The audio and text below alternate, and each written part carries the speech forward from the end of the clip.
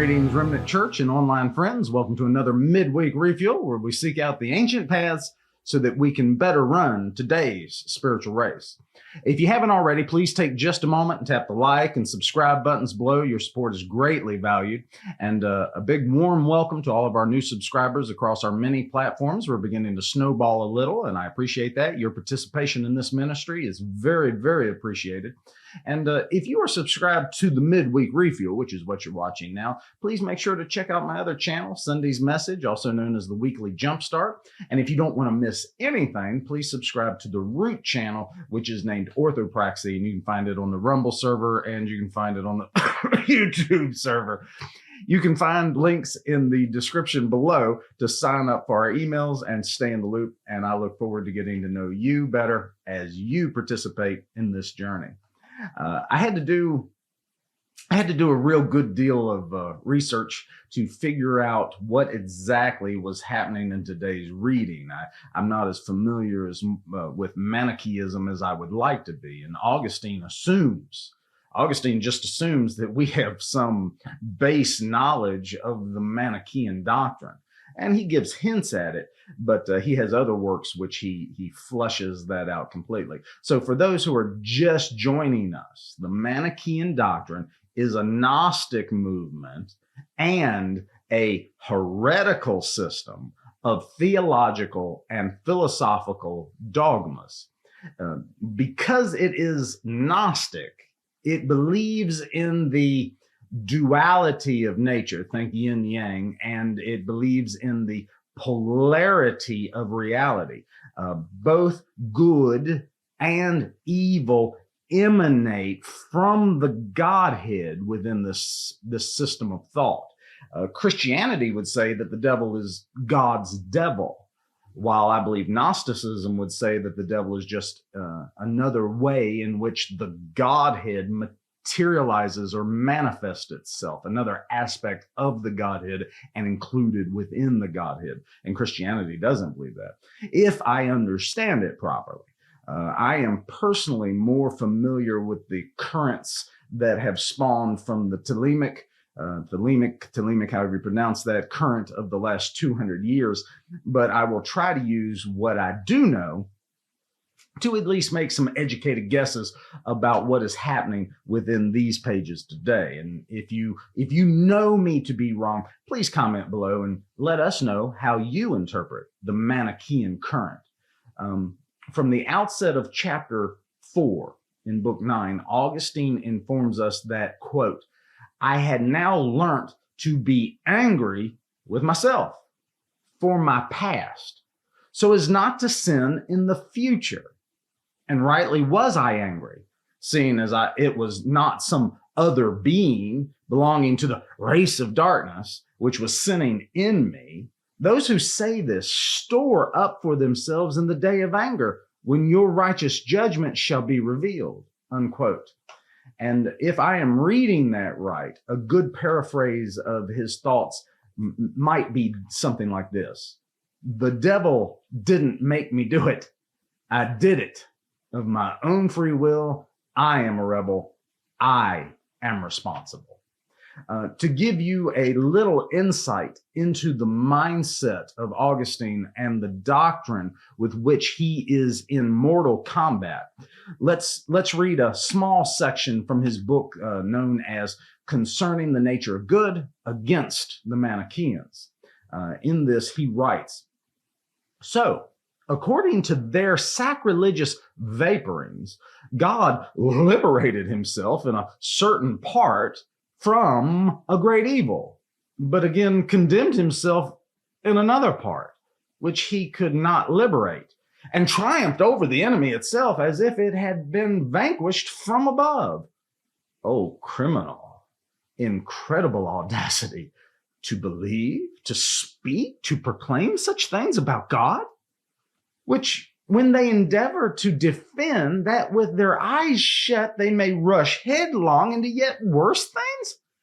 They say that the commingling of the evil nature does these things in order that the good nature of God may suffer so great evils, for that this good nature were lauded as incorruptible because it does not hurt itself, and not because it cannot suffer hurt from another, then if the nature of God hurt the nature of darkness and the nature of God, there are therefore two evil things which hurt each other in turn.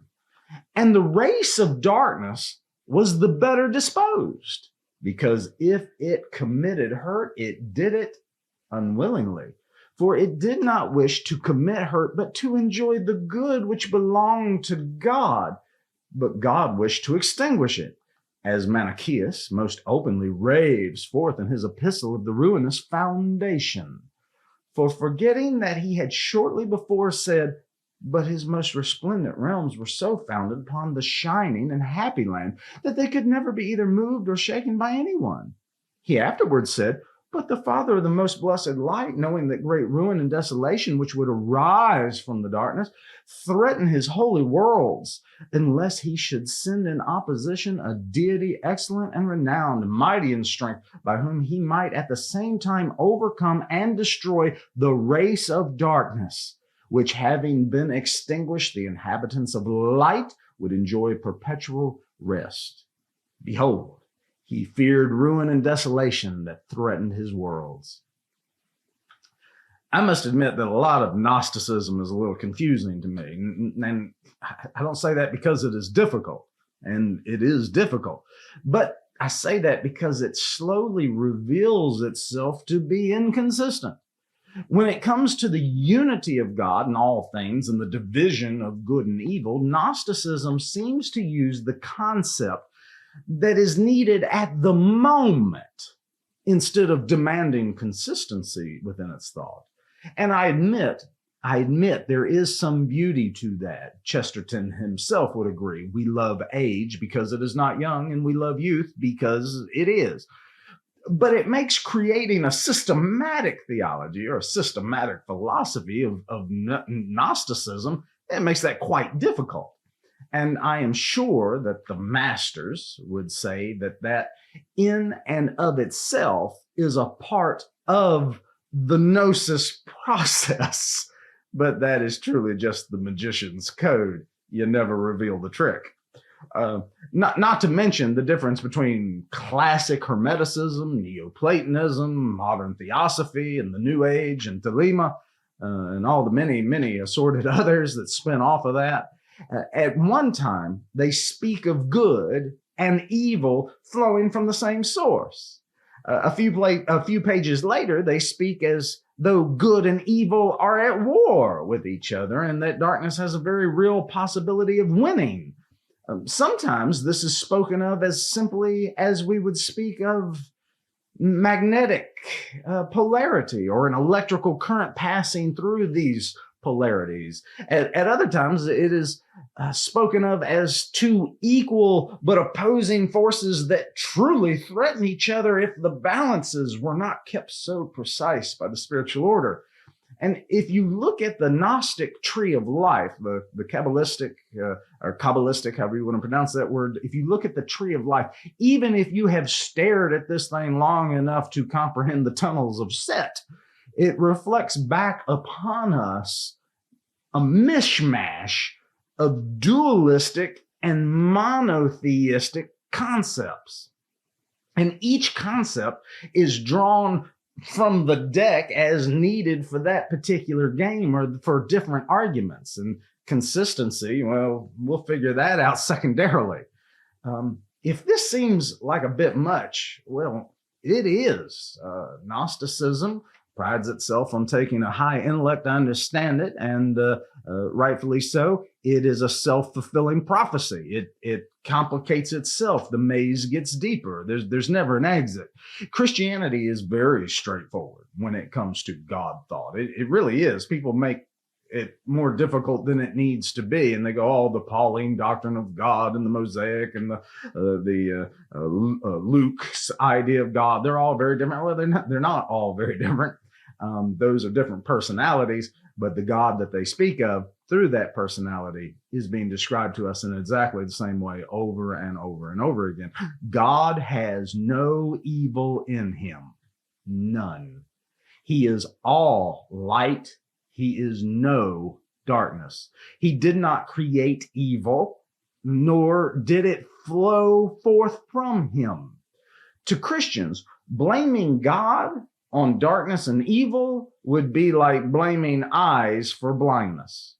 Blindness is the lack thereof, not the essence of the thing itself. Darkness is the absence of light, not something that flows out of light. Understand? One of the most horrendous and destroying heresies of our time sprang forth out of the charismatic movement. And this circus show is called the Deliverance Ministry. These people destroy church after church. They destroy churches, they destroy families, and when they blame you for not being able to withstand the power of the Spirit in them, that's their excuse. They can get away with anything, and they can have a self-righteous arrogance about it, and they can blame it all on that you aren't right with their Jesus. Perfect paranoid delusion. Just whatever every successful cult needs. I used to speak on this particular movement quite often. Honestly, I just got tired of talking about them. If you argue with any of these people, they will eventually, once you have shown them all the psychological truth, spiritual truth, historical truth, philosophical truth, sociological truth, and the biblical truth, they get frustrated with you and they throw this monkey hand grenade of filth at you. You're using knowledge. And I think to myself, my people perish for lack of knowledge. So why do I dislike this movement? Well, dislike is honestly too kind a word. I loathe this heresy with everything in me. These people blame demons for everything. Everything's a demon's fault. The devil made them do everything. In fact, the ones I have run into, and there have been many, they blame demons on everything from outright demonic possession to your latest toothache. The demon of toothache. God help us all. Smells more of L. Ron Hubbard than of Christ to me. It sounds like Ingram's more than it does spiritual warfare. If you are in that camp, then you are getting very angry with me right now and wondering if I believe in possession and miracles at all. For some reason, if you don't believe the nonsense that they do and how they do, they accuse you of not believing in miracles and the supernatural. Let me assure you, I do. I do believe in miracle and I believe in the supernatural. I have witnessed them both personally. And I'll tell you this right now. If a real demonic possession manifested in the middle of your sanctuary, you wouldn't be screaming, fire, fire, fire, out, out, out. You would be crawling, working desperately not to pass out, soil yourself, and lose your sanity. These entities are ancient and they are cunning. The circus shows these people put on are either staged or the result of parlor tricks and dark psychology. I believe that Augustine himself is having trouble connecting the dots between Manichaeism and Gnosticism, and Augustine and all intelligent people are drawn to the puzzle. Of course they are. It's a puzzle. They're drawn to the puzzle. They're drawn to the mystery, the complexity of the maze. It has appeal, but the truth is far too simple. It's like the age-old game, hide the thimble. The thimble is put in plain sight. And because of that, it is all the more difficult to calm the mind and observe the obvious. I like what Augustine calls this type of thinking. I love how he describes both the futility and the vanity of the world around him, but also the wild meanderings of the human mind that result in unescapable spiritual mazes. He says, quote, "For those who wish it is to rejoice in outward things, soon waste away and spend themselves on things visible and temporal, and feed their famished minds by looking at illusions." Unquote. Let us turn to Book 9 and read chapters 4-6. And if you need a copy, this work is public domain and can be downloaded for free from Project Gutenberg. I will put a link in the description. And I am reading from the Every Man's Library edition, and I highly recommend any book from Every Man's Library. They are heirloom cloth-bound jewels that will enhance any library that you have. And if Every Man publishes it, I want a copy of it. So again, Book 9, starting in chapters 4. I read the words, "Be angry and sin not." And how moved I was, my God. I had now learnt to be angry with myself for my past, so as not to sin in the future, and rightly was I angry, seeing as it was not some other being belonging to the race of darkness, which was sinning in me. Those who say this store up wrath for themselves in the day of anger, when your righteous judgment shall be revealed. No longer did I think my good external ones, nor did I seek them with the eyes of my flesh, by the light of the physical sun. For those who wish it is to rejoice in outward things, soon waste away and spend themselves on things visible and temporal, and feed their famished minds by looking at illusions. Would that they grew weary of hunger, and said, "Who will show us good things? Let us speak, and let them listen." The light of your countenance has been sealed on us, O Lord. We are not the light that lightens every man that comes into the world, but we are enlightened by you. Thus, we who were once darkness are light in you. Would that they saw that inward eternity, having tasted which I gnash my teeth, being unable to show it to them if they came to me with their hearts looking outwards, turned away from you, and said, "Who will show us good things?" It was there where I was angry, there within my chamber where I was filled with compunction, where I had made my sacrifice to you, offering my old life and putting my hope in you, beginning to meditate on my renewal. There you cast your sweetness over me, gave me gladness of heart. I cried out as I read all this outwardly and recognized its truth within, nor did I wish to increase in earthly goods, only to consume and be consumed by time, when I had other corn and wine and oil in that eternal unity. And from the depths of my heart, I cried out in the words of the next verse, "Oh, those words in peace and in the same. Why does it say, I will lie down and take my rest? Because who will stand against us when the word comes true that is written, death is swallowed up in victory? And you are indeed the same, seeing as you are unchanging, and in you there is rest and forgetfulness of all our labors, since there is none other with you. Nor is there a multitude of other things to be attained that are not what you are, but you alone, O Lord, have established me in hope." I read the psalm and was filled with ardor, but found nothing that I could do to those deaf, dead Manichaeis, of whom I had been one, a pestilence, one who barked against you, full of bitterness, blind to the writings, honeyed with the honey of heaven, radiant with your radiance, and I was grieved over the enemies of this scripture. When shall I recall all that befell during the days of that vacation? But I have not forgotten, nor shall I pass over in silence the sharpness of your lash, nor the wondrous swiftness of your mercy. You tortured me with a toothache. And when it had grown so severe that I could not talk, the thought arose in my heart that I should call on all the friends that were with me to pray for me to you, the God of all manner of salvation. I wrote this request on a wax tablet and gave it to them to read, and as soon as we had set our knees in suppliant posture, the pain fled. But what pain was it? How did it flee? I was afraid, my Lord and my God. I acknowledge, not since my life began had I known such a thing. By secret ways your commandments crept into my deepest being. Rejoicing in faith, I praised your name, but that faith would not leave me free from concern about past sins, which had not yet been forgiven me by washing in your baptism. The vintage vacation was over.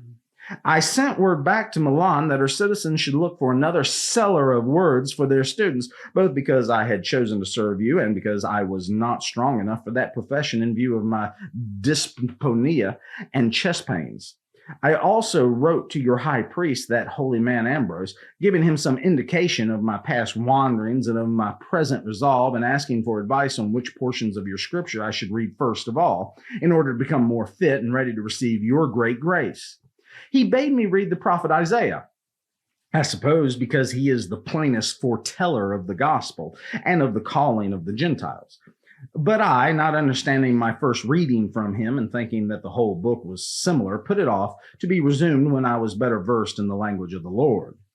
When the time came for me to put my name forward for baptism, we left the estate in the country and returned to Milan. Alypius, too, chose to be reborn with me in you. He had now clothed himself with humility that befits your sacraments, and mighty conqueror as he was of the body, had resolved with rare courage to tread even Italy's icy soil barefoot. The young Adeodatus, too, we made one of our company, my son after the flesh, and the child of my sin. But you had shaped him well. He was aged just 15 years, but in his abilities he surpassed many a learned sage.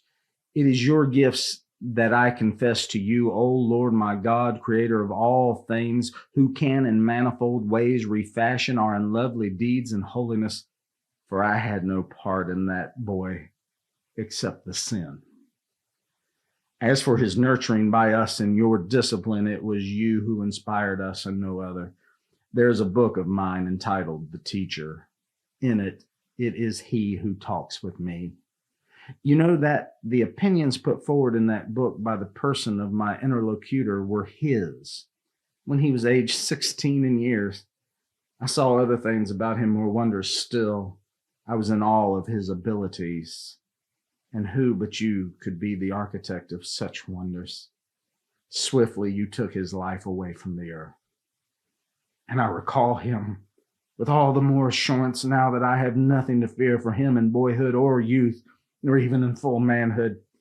We had made him one of us, our co-eval in your grace, to be brought up in your discipline.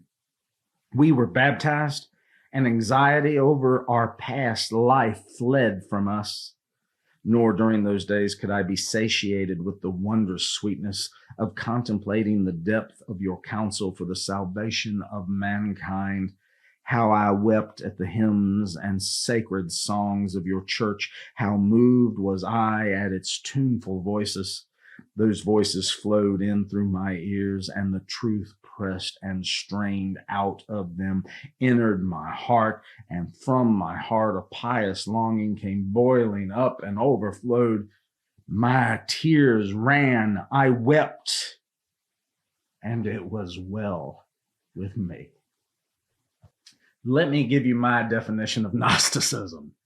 Gnosticism is the art and practice of compounding complexity on top of complexity out of nothing in order to engage in arrogant mental masturbation and appear much smarter than you actually are to the uninitiated. Pay attention to all the cults throughout time. It is always led by some charismatic leader who projects an image of deep wisdom, speaks in riddles that mean nothing, claims to have hidden knowledge, and attracts certain kinds of wounded people to themselves. If you are in one of these cults, I have some advice. Stop licking at illusions. Oh, how I wish we had time to expound on this quote. By secret ways your commandments crept into my deepest being. Unquote. Here's the greatest gnosis that I have for you. Christ is King. Hail to the King.